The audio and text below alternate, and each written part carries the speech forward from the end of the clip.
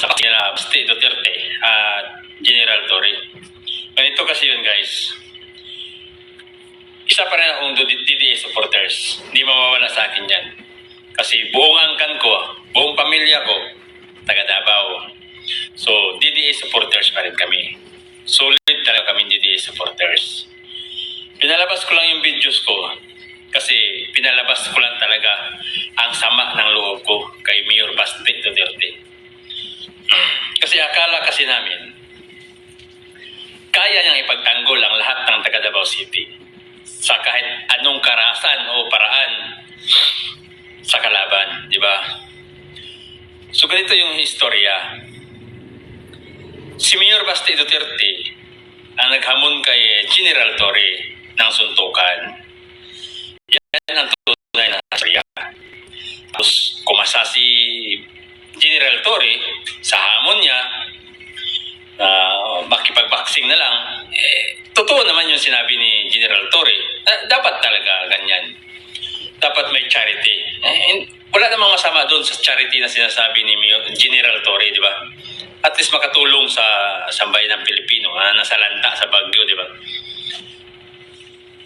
Ang nakakadismaya lang, sa akin, pero maraming nagchat sa akin na nadismaya din sila, taga Davao City din.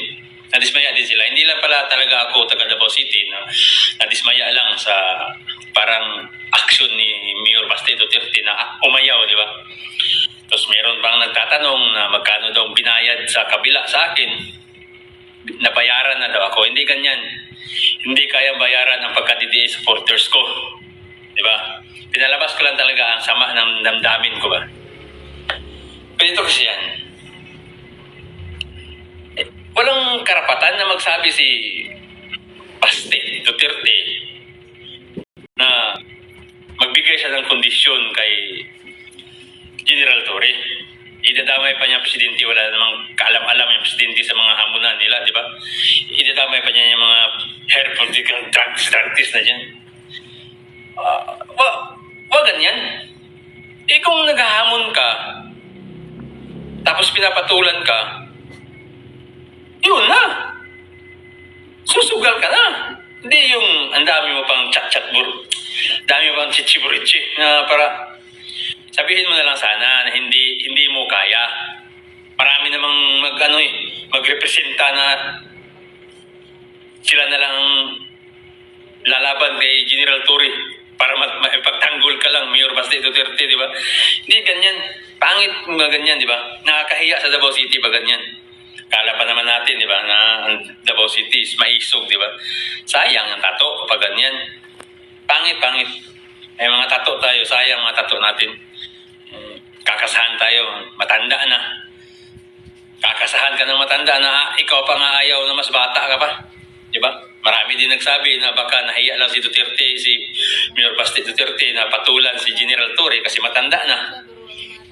Hindi nga sila nahiya na dinala nila sa dahi ang ating putihing former President Duterte, di ba?